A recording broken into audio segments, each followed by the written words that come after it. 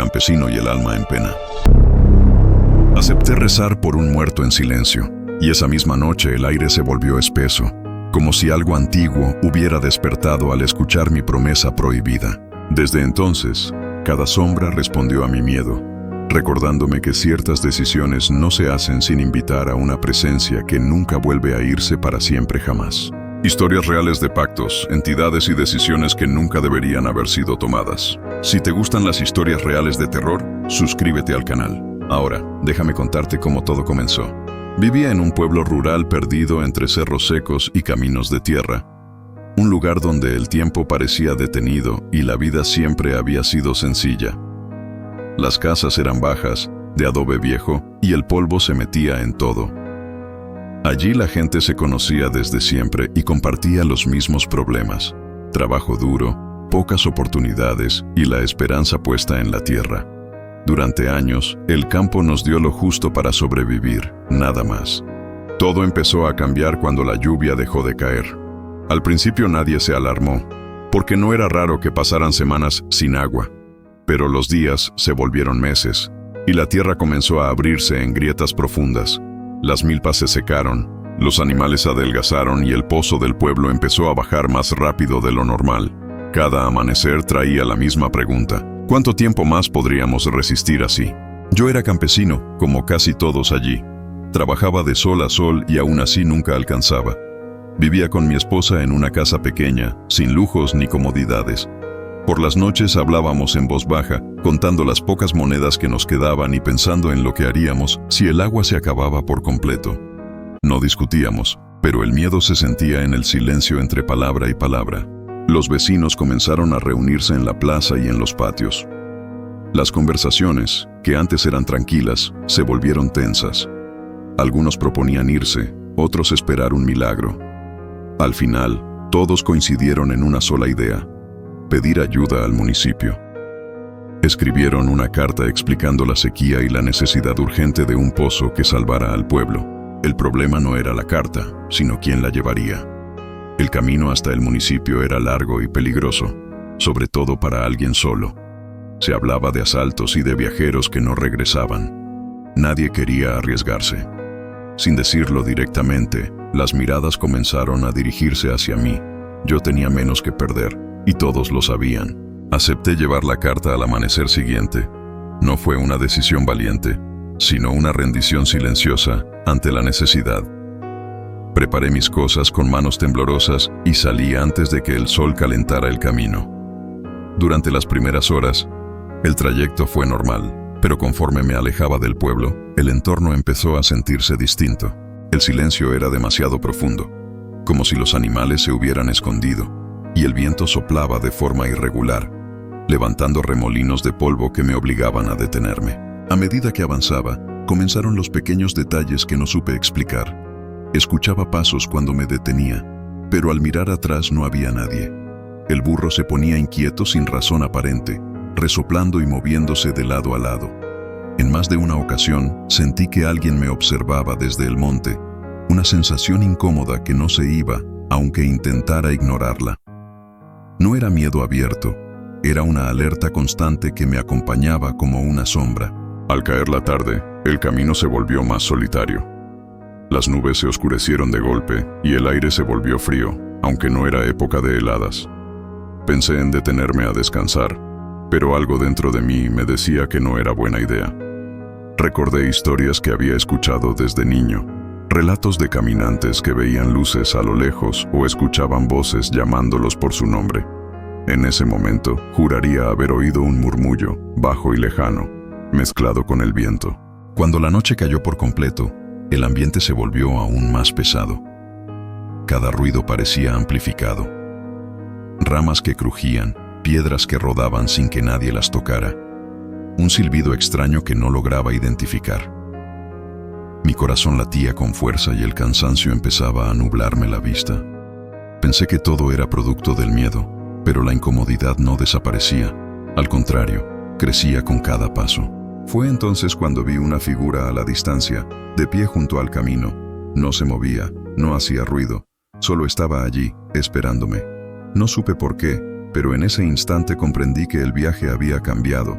y que algo más, algo que no entendía, estaba a punto de cruzarse en mi camino. La figura comenzó a moverse lentamente cuando me acerqué. Era un hombre mayor, delgado, con ropa antigua y un sombrero que le cubría parte del rostro. No parecía sorprendido de verme allí, como si hubiera sabido que yo pasaría por ese camino.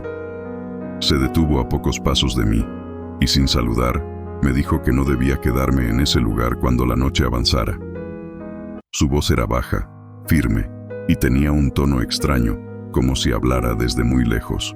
Le pregunté quién era y qué hacía solo a esas horas. No respondió de inmediato. Se quedó mirándome en silencio, con unos ojos cansados que parecían cargar muchas historias. Ese silencio me puso más nervioso que cualquier amenaza. Finalmente, me señaló otro sendero, más estrecho y empinado, y me dijo que debía seguirlo si quería llegar con vida. Aseguró que el camino que yo llevaba no era seguro, que allí pasaban cosas que no siempre se veían, pero que siempre se pagaban. Sentí desconfianza. No tenía motivos para creerle, pero algo dentro de mí me decía que ignorarlo sería un error. Su presencia no era violenta, pero sí pesada, como si el aire se hubiera vuelto más denso a su alrededor. Le pregunté cómo sabía todo eso. El anciano no respondió. Simplemente repitió que me fuera, que no esperara el amanecer allí. Luego dio un paso atrás, perdiéndose poco a poco entre la oscuridad, como si la noche se lo hubiera tragado. Decidí obedecer. Tomé el sendero que me indicó, aunque cada paso se sentía más difícil. La subida era dura y el cansancio me quemaba las piernas, pero seguí avanzando. Desde lo alto pude ver a lo lejos el lugar donde pensaba descansar. Una fogata iluminaba la oscuridad, y alrededor de ella se movían varias sombras. Alcancé a distinguir armas.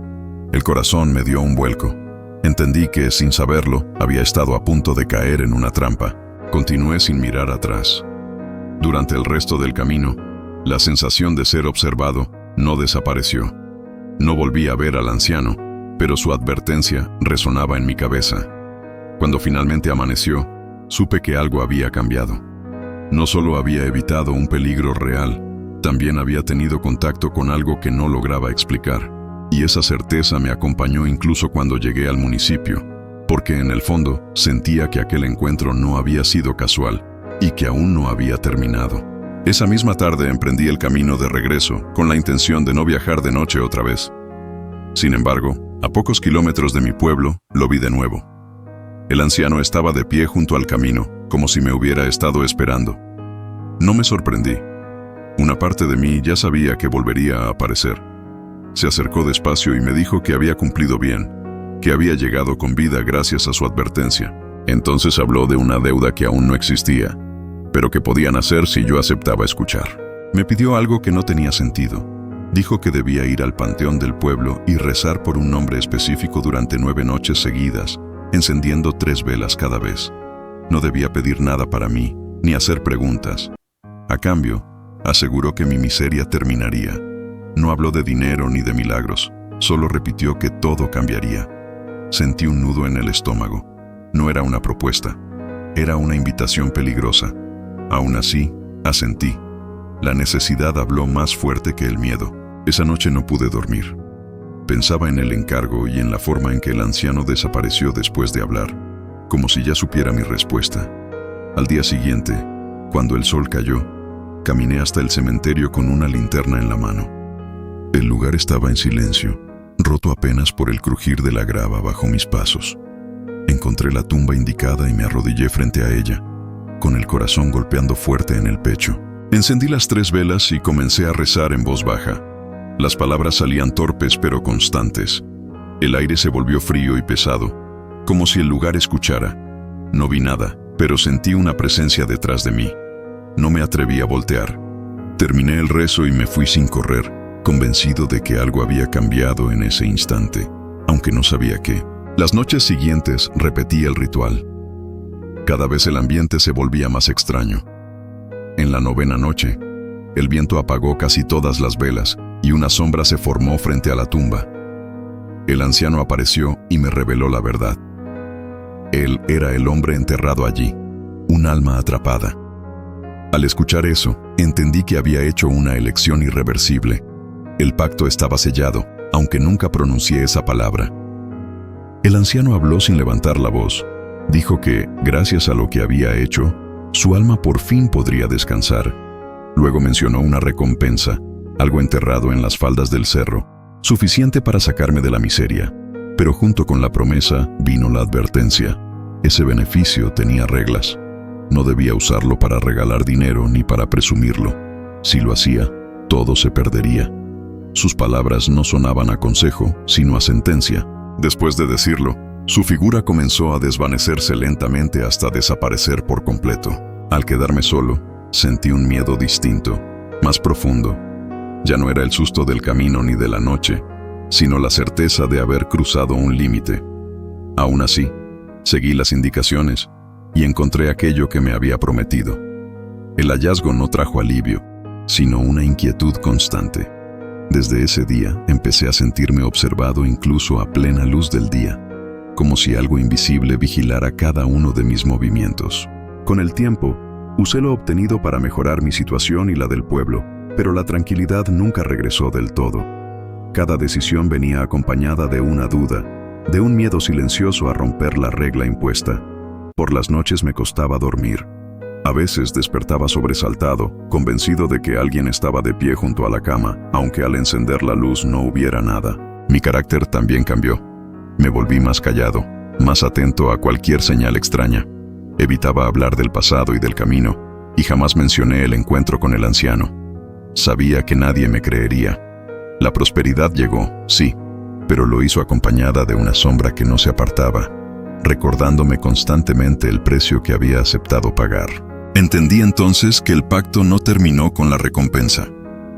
El verdadero castigo era vivir con la certeza de que nada de aquello era completamente mío, y de que una presencia seguía allí, esperando el mínimo error.